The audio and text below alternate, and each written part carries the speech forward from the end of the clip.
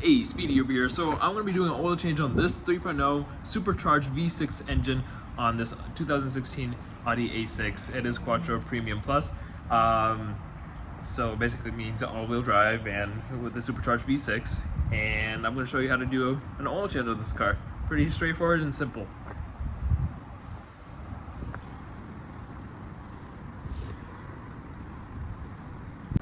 So this car takes 7 quarts of oil. You're gonna need your towel just in case you have a spill. It happens, right? And then you have your oil filter. Your oil filter housing is gonna take a 36 millimeter. Yeah, that's a big socket. Anyways, so that's a half-inch drive. So have your half-inch drive ready and have a funnel to make sure you can put oil in and not make any spills. That's what that's always there for. And so you have your drain pan so you can put your oil in.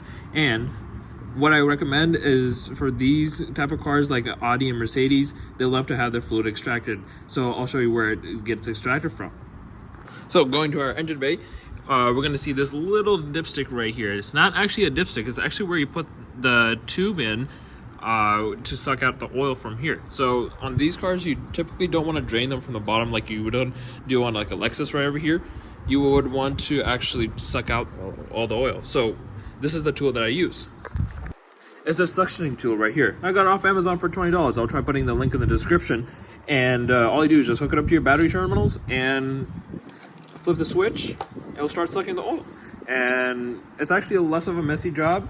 So I highly recommend getting one of these if you have an Audi or Mercedes and you want to do your own oil changes. So let's start off with taking off this little nozzle right here, right? I got a needle nose so I can just pop it off just like that. Right, and put it somewhere safe. I'm gonna put it right over here on this bag so it's nice and safe so the wind doesn't take it away. It is a little windy today, but anyways, so that's where you're gonna be putting in that suctioning tube, and I'll show you in just a second. And then the next thing you want to do is also relieve the pressure from the whole entire engine by taking off the oil cap. Put it somewhere safe. If this doesn't feel safe to you, then actually best practice is always keep it right there. We're going to shove it like right there of some sort, not damaging the oil cap, but putting it right there. Make sure if you do forget to put oil, this is a reminder whenever you close the hood to start the engine and things like that. So that's a really good practice to do. All right, let's go ahead and start sucking out the oil. So I'm going to go ahead and start putting in my tube right here into the dipstick hole. Nice and in, right? I'll flip this around a little bit. There's enough space. Then you will feel it come to the end right there, and then you just want to lift up just a tad bit right there. Okay, and then make sure you're ending the spout that's going to be coming out of is already located in that hole right there. Sorry, just holding it with one hand, trying to get in there. There we go, bingo. All right, just like that. So for having an oil pump and things like that, you really don't need an electronic one. An electronic one is just kind of convenient. The only problem is I guess it does drain power from your battery, so that's the reason why I brought my car over here with next to my wife's car, just in case if it does drain the battery. I can always hook up my jumper cables and just tap it off of there, and it works just fine. You can always go to either O'Reilly's or AutoZone, Harbor Freight, Lowe's, Home Depot, etc. Any of these hardware stores, and you should be able to find a transfer pump or a pump siphoner or a fuel siphoner of some sort, and that should do the same exact thing. So let's go ahead and get to it. All right, with the tube in from intake to output over here, getting all set up right there. Now what you want to do is typically on these German cars, they have a little notch right here, like this. You just want to open that cap open just like that, and then for the negative terminal, you want to find something like a ground source right there, just as so. So there's typically one on each and every car, especially with the newer cars, you'll find this pretty common if you're going to be using an electronic pump. When you're using just a normal pump, you won't have to worry about any of that. So we're going to go ahead and start that process.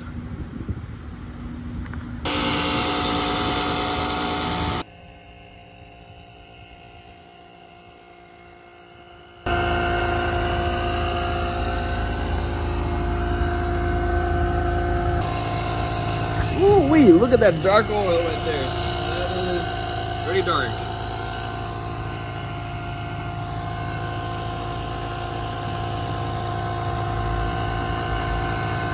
All right, to find the oil filter, you're gonna look at where the oil cap was originally. You're gonna go right back following this tubing right here, and bingo, right there.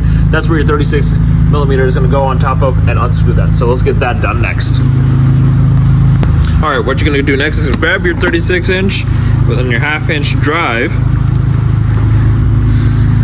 and place that bad boy right there. Okay, make sure it's on off, not on, right? Make sure it's properly fit on there. Yank it, bingo, just like that. All right.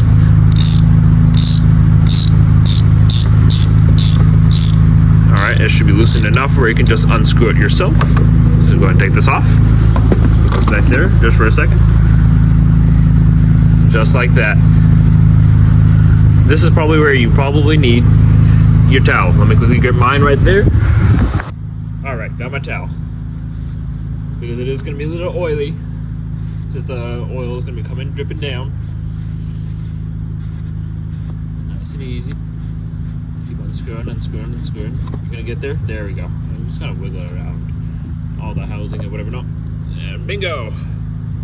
That is your oil filter. All right, no leaks, no nothing. This is how your housing looks like. Look at all that dirty oil in there. Goodness, this is all black. I'll show you the difference between the new one and then old one. So here's the difference so far. This is the new one. It's completely white and everything like that. Now taking this out with the whole entire cartridge part, look at that. That is completely black and ridiculous. So make sure you keep your oil changes done on time, okay? And yeah, this is what a new one looks like. And just like a normal oil filter housing, there's gonna be a little gasket right there. You could either get a needle nose like that one right there, or you could use your fingers and kind of pinch it off and lift it up, or get a flathead and just kind of pry it off, and it should work. All right, now getting off the gasket from off here, it was a little pinchy and struggling and whatever not to get it off, and what we're gonna do is we're gonna get the new one on. Okay, I'm gonna go on it, dig in like it's a present box. There we go. Don't mind my butterfingers. I do have oil on them, so that's why it's slippery. Okay. Next thing we're gonna do, we're gonna take it out of the package and we're gonna go ahead and grease this thing up. Not with grease, but lube it up with some oil so it's actually properly lubricated, and put the new filter in, and let's get it back in the car. All right, yours just looks something that's kind of like this, okay? All right, let's pop it in.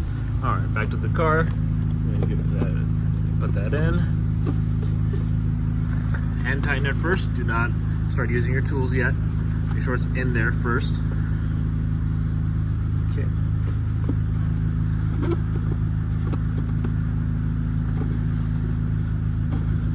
Let's try turning a little bit. All right, let's see. Is it in the wrong way? No, we're good.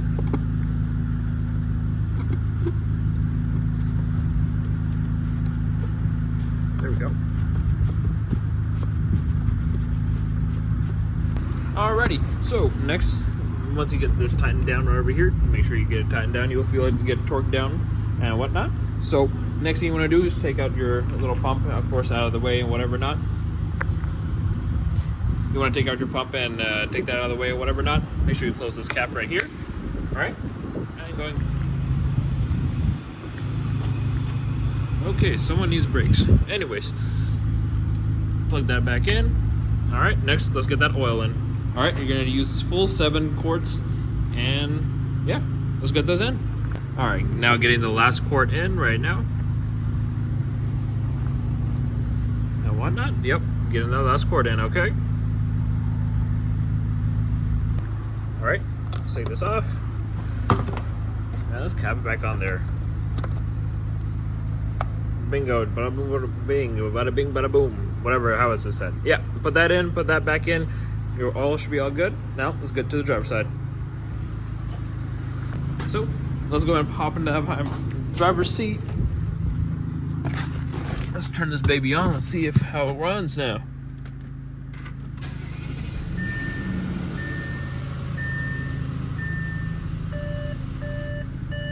Okay. Yep. That is also another thing. So what you can do for that is actually check your battery terminals and see what you can do and whatever not. All right. And it's also a good idea to go ahead and reset the maintenance light as well. Sorry, so what you want to do is actually go to your car.